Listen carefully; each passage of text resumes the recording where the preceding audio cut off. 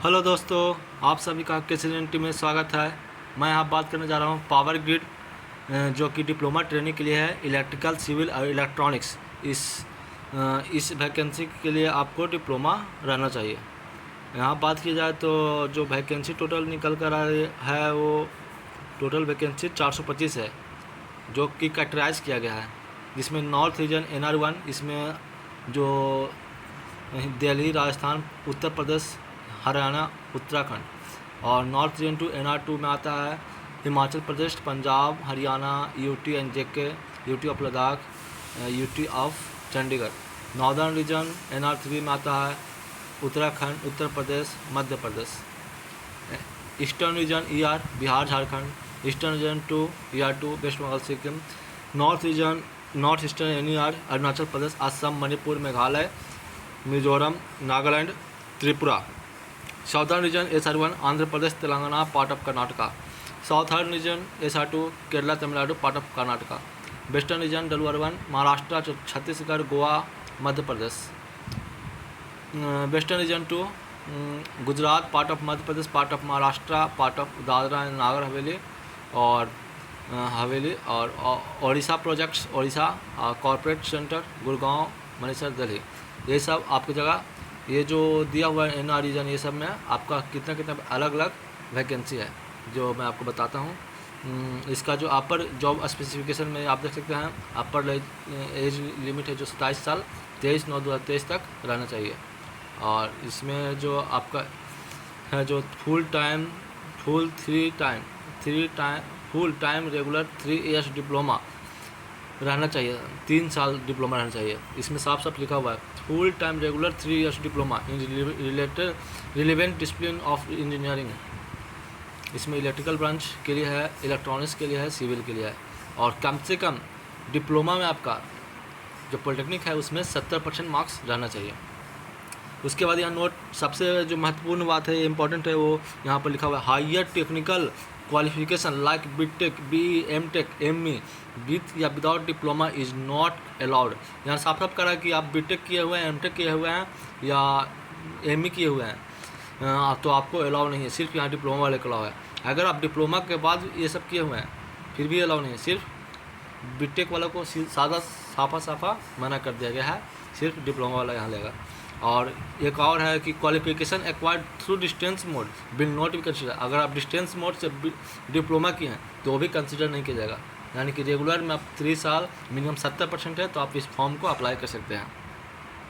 इसके बाद region, post and category wise जो आपका ब्रेकिंग वैकेंसी है वो दिया हुआ है। NR, जिसे आप बताए थे कि NR में कौन कौन सा स्टेट आता है, इसमें NR1 में 71 वैकेंसी, NR2 में जो है 12-15 वैकेंसी है, NR3 में 50 है, ईस्टर्न रीजन में है 55, ईस्टर्न रीजन 2 में है आप देख सकते हैं 20, NER में है 17, और SR रीजन में 47, और SR रीजन 2 में है 48, और वेस्टर्न रीजन फर्स्ट में 40, वेस्टर्न रीजन 2 में है 47, 44, और ओडिशा प्रोजेक्ट में 11, और CC में है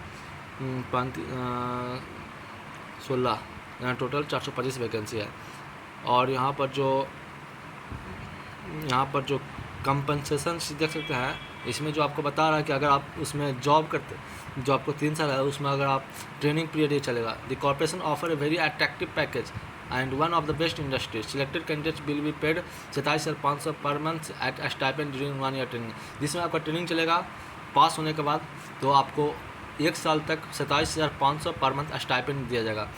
उसके बाद बोल रहा हूँ successful completion of training the candidates will be job as junior engineer का पद उसको मिल जाएगा grade 4 S1 in the supervisory category in the pay scale 25,000 से 500, 25,000 से स्टार्ट होगा, आपको 1,17,500 तक जाएगा।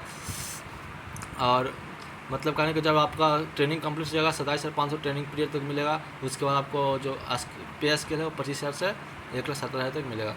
उसमें आपको on regularisation the compensation pack includes, उसमें बेसिक पे मिलेगा, डियरनेस अलाउंस मिलेगा, और भी अदर अलाउंस है, कैफेटेरिया, अप्रोच, परफॉर्मेंस रिलेटेड, ये सब बहुत सारा है। तो सब मिलकर ये बेसिक पे 25,500 पर ये सब बन जाएगा। HRA हो गया, ये सब हो गया, DA हो गया, ये सब बन जाएगा। पर्सनल एक्सीडेंट इंश्योरेंस, सब इतना आपको फ़ायदा मिलने वाला है। उसके बाद आप बोल रहा है कि 3 साल का रिलैक्स मिलेगा OBC को, SC/ST को 5 साल। और जैसे कि आप सब देख सकते हैं सिलेक्शन प्रोसेस यहाँ पर लिखा हुआ है। इसमें आपको सिलेक्शन प्रोसेस कंप्यूटर बेस्ड होगा और इसमें जो रिलैक्सेशन आपको बता दिए। रिटन टेस्ट है जो चार ऑप्शन दिया रहेगा, 2 आवर्स में लिया जाएगा, 2 पार्ट रहेगा इसमें। पार्ट 1 में आपको पूछेगा टेक्निकल नॉलेज पूछेगा, TKT 120 क्वेश्चन रहेगा। और पार्ट 2 से आपको supervisory aptitude test 50 question, vocabulary से रहेगा, वोकैबुलरी, वर्बल, क्वांटिटिव रीजनिंग रहेगा, डाटा सफिशिएंट रहेगा, ये सब से रहेगा। और उसमें आपको सही आंसर पर 1 मार्क्स और रॉन्ग आंसर पर 1/4 मार्क्स डिडक्शन हो जाएगा।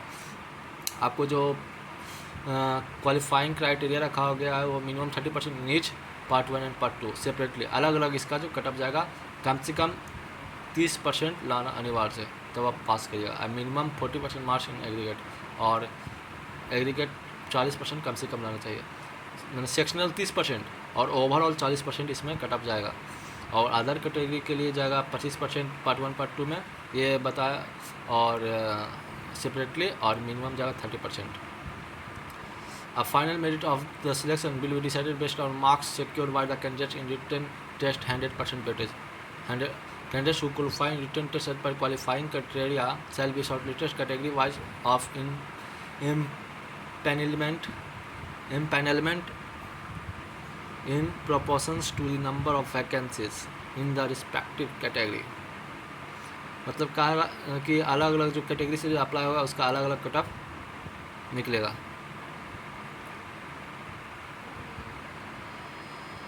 और इसमें आपका जो फी है जो 300 रुपया आपको लगेगा। बस इतना ही नोटिस भी मिलते हैं नए अपॉर्चुनिटी के साथ। थैंक, जय हिंद, जय भारत।